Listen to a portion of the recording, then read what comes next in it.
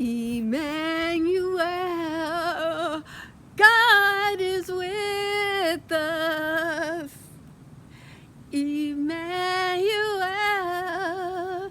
God is with us. Today I am back in the garden, and it's that time between. So like the winter garden, it's in full production, but I'm eating it, so there's bare spots in my garden, and I'm doing cleanup and weeding and different things like that.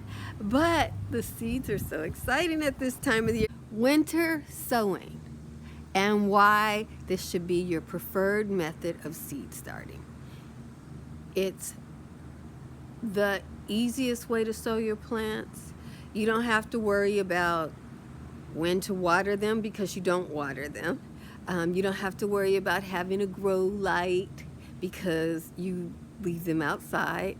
You don't have to worry about, let me see what else, keeping them so far from your grow light, watering them up until you don't have to worry about starting early or starting late.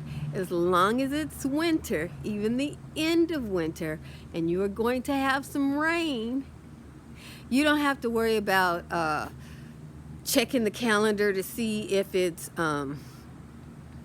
if the last frost is. None of that matters because you're sowing in the winter.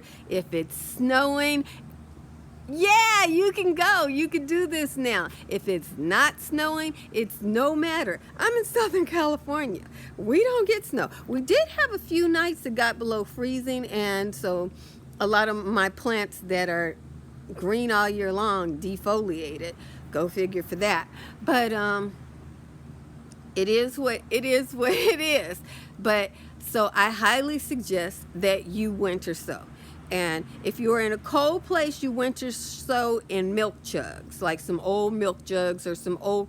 You can use yogurt containers, anything you want. You put a little soil at the bottom, and then you put your seeds in there with the soil. And when the rain comes, you get millions of seeds that are fertilized and start to grow. They grow at the best time for them to grow. They grow at the season when they will work out the best for you in your garden. You can do it with flowers. You can do it with anything. If you are in a warm zone like mine and you are growing some seeds that need a period of a cold chill in order to be able to grow, we have to leave our seeds that need a cold chill in the refrigerator for 6 to 8 weeks. If you're in a place with a winter, a real winter, just put them outside and winter sow them. So you don't need to spend all that money. Get your old yogurt cups, Well, I've repurposed an old pot, probably a little sooner than the rest of the family would have liked, but I had to chill my tansy seeds. I chilled them for 3 months, and I'm putting them in here.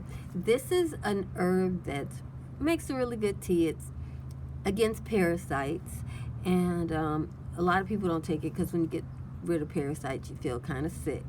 But I'm just it's in the carrot family. Look at the leaf. That looks like a carrot leaf.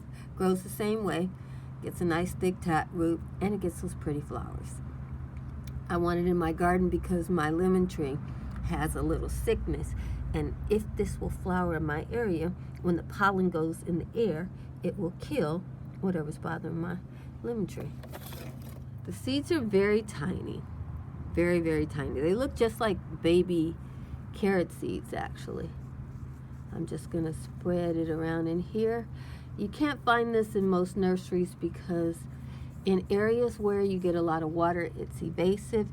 The seed will not become viable in my area because they don't get enough chill factor. This is another plant that gets a bad rep. Wormwood is such a beautiful plant. It again is in the carrot family. It is drought tolerant, but it doesn't like most other plants around it. It will grow with carrots and things in the carrot family. I know of one nursery that's kind of far from here that sells wormwood plants, but other than that, it's pretty hard to come by. And again, the seeds are like carrot seeds, and I did give it the time to. These seeds are so fine. there's no telling how many I put out. They're so fine. This mammoth dill seed, and dill is again in the carrot family. So all of these plants that are in the carrot family, if you look at the leaf, you can kind of see the similarity to the carrot leaf. They're all medicinal, they're all very fragrant, and they are all herbaceous. Here's what dill seed looks like. You can actually get dill seed in the grocery store section, but usually they have eradicated it so the seed's not viable anymore. Lastly, these are marshmallow seed. This is food. Marshmallows are definitely food, and the seed look pretty big. I don't feel like pulling out another planter, so I'm just going to put my marshmallow where I put my dill. Dill seed I can buy at the grocery store. This is marshmallow. It looks pretty weedy in the garden, so they've got a really nice picture of it there, but it looks weedy in the garden, but it's food. If you want to grow a food that looks pretty in the garden, you can grow hollyhocks. They're edible too. They're in the marshmallow family too. So now I'm going to grow a few more vegetables here. My drunken woman fizzy head. This is my butterhead lettuce. Some chard. This is a perennial oftentimes. If I can get it going, I should be able to get this a perennial. I had that growing in a pot for years. Try this willow flay spinach. I'm starting it here because the snails eat all my young tender spinach, except for the one that they don't like, which is what I'm eating. And then some sorrel. I don't think they'll eat sorrel after it's old because it's quite bitter. But young, those slugs and snails are thugs. So let's get started. Gonna use this planter here. Kind of push the soil down a little bit.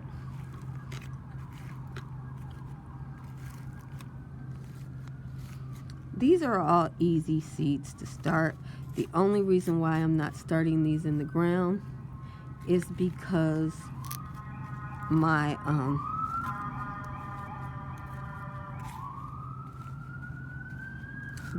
the slugs and snails in my garden are thugs for baby plants. Once the plants get a little size on them, I don't really have a snail and slug problem, so I don't have to worry about them. You know, I get plenty of food out of my garden. I don't even have to pick the snails and slugs. So it's just the seedlings. And these are seedlings that I found out they will eat. So just trying this to get these started. These are the sorrel seeds. So that's what sorrel looks like. These are really easy seeds, you know. I wouldn't recommend it to a child, not because the seeds aren't easy. They are very easy. The only reason why I wouldn't recommend this to a child is because, you know, it's not the most fun thing to eat. I expect 100% germination. French spinach seed that I'm really curious about. Looking at the size of those seeds, this should be a really, really easy plant too. And I think I might just plant one seed at a time in the planter because they're such big seeds. So there we are. And let me try this one. Yeah. These are such big seed. The bigger the seed are, the more sure the germination. Yeah.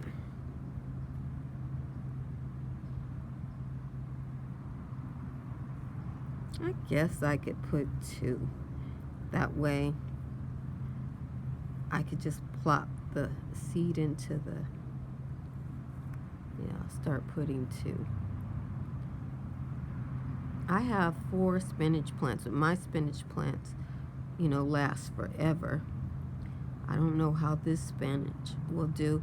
I want a spinach that will go to seed in my area. So I'm hoping this has a, I'm hoping this one doesn't need as many chill hours as the one I have already. Because the one I have already, it won't go to seed in my area because it doesn't get hot enough for it. and it doesn't die out in our, it's a perennial here, but it doesn't go to seed. So I need so that now some chard. Chard is in the beet family, but you eat the leaves, so that's the most nutritious part of the beet.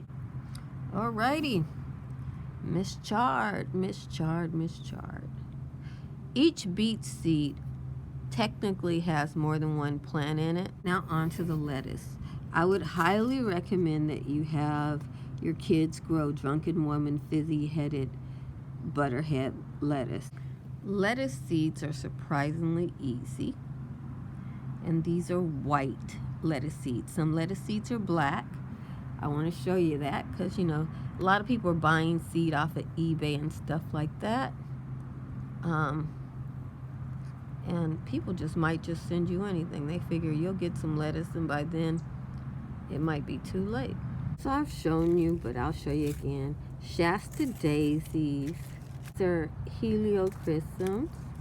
Some Cosmos. All of these are the tall ones. You have to get these from the cheap seed at places like Dollar Tree. The miniature ones are what other people like. These are all about 3 foot tall at their full height. So these are the Heliochrysum seeds, and I'm just gonna plop them in there.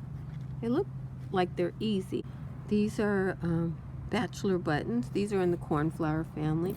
These, again, I've grown this plant before, and it gives you a lot of flowers like a chrysanthemum does, and it's tall and pretty.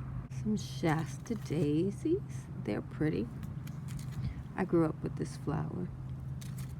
So there's the seeds on that one.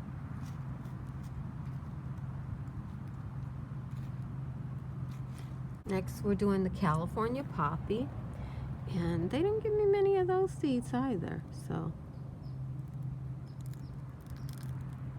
I might have to wait on my zinnias and cosmos, but I'm gonna get my marigolds started. They gave me a generous amount of these, but I want lots, so I wanna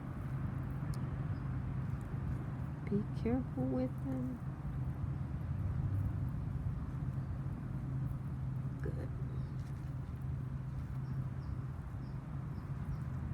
It's been 2 weeks since I planted these, and they've been up for a week. I just haven't gotten out here because I didn't put any tags on them. This is the row of sorrel. As you can see, I got pretty good germination. I have no germination in here. Maybe I didn't put any seeds in there, and it looks like I've got some coming up through there, but they got to push over the wood. There's a spinach seedling. Right there, there's more spinach seedlings coming up. This is the seed.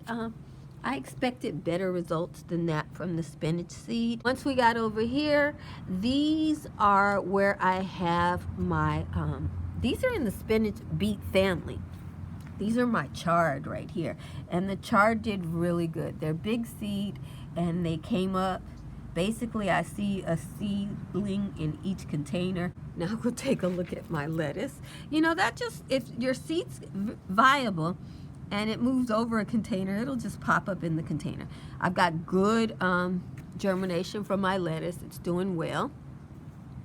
And then these are my flowers. I've got a variety of flowers in here. Over here are my marigolds, and I told you I don't get a lot of great germination from marigolds. Are my Dollar Tree seedlings that I put out, and they did really, really good. Some of my seeds look like they may have been eaten. Hopefully more will sprout. I've got more onions growing over there, and in here I planted my tansy.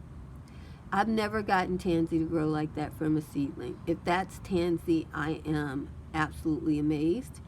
And then this is my wormwood.